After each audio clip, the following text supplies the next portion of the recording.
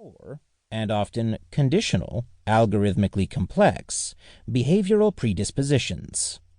For this reason, while it was once possible and respectable to study psychology independent of evolutionary biology and neuroscience, those days are past, as is evident from tracing the trajectories, extending from current curricula to research publications within the major universities.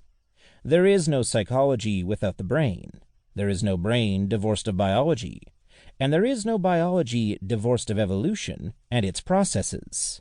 Still, and perhaps most interestingly, our evolved brain tends us toward intensely social societies that amply demonstrate flexibility, sensitivity to social norms, and our extraordinary capacity for self-reflection. For this reason, Lieberman and Patrick, the book's authors, carefully develop and explain a compelling interdisciplinary psychological model of the underlying cognitive architecture and mechanisms of disgust. The model ties together, as complementary and reciprocal, two key components. 1.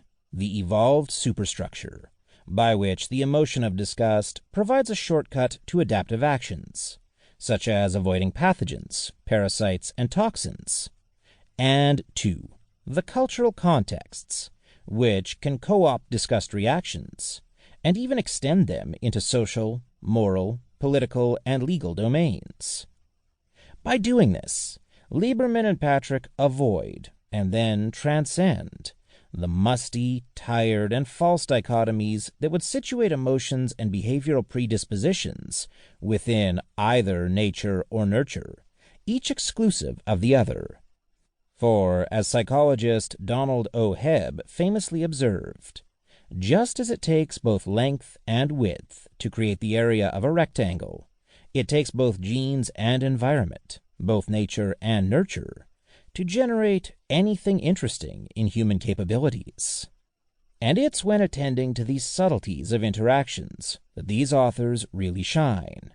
They systematically raise hypotheses, examine the evidence, and integrate the resulting interdisciplinary insights in a comprehensive way that reaches all the way to the role of disgust in law.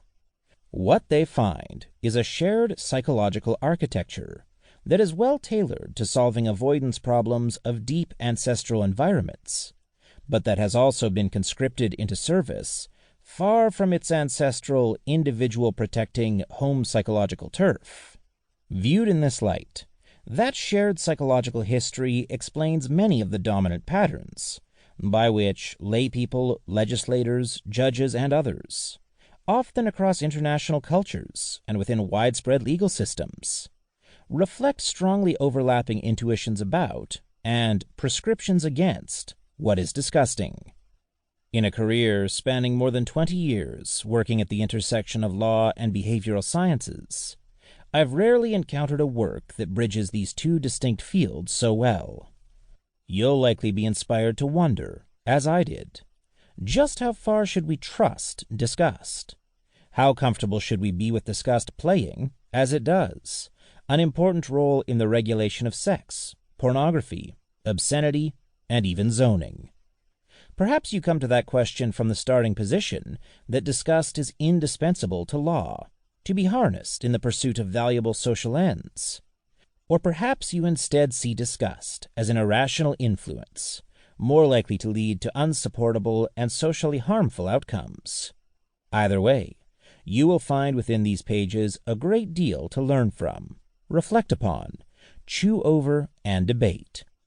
For the authors very engagingly argue that despite the psychological architecture of disgust, or perhaps especially because of it, the biasing role disgust plays in legal and political affairs should be critically re-examined and challenged. The natural origins and neurobiological mechanisms of this emotion should not be automatically privileged merely by virtue of its strength and often near ubiquity. The book makes 4 major contributions. The first is to a deeper, interdisciplinary understanding of disgust. The second is to further contextualizing, historically and biologically, the variety of core emotions, which are as much a part of our distinctive human brain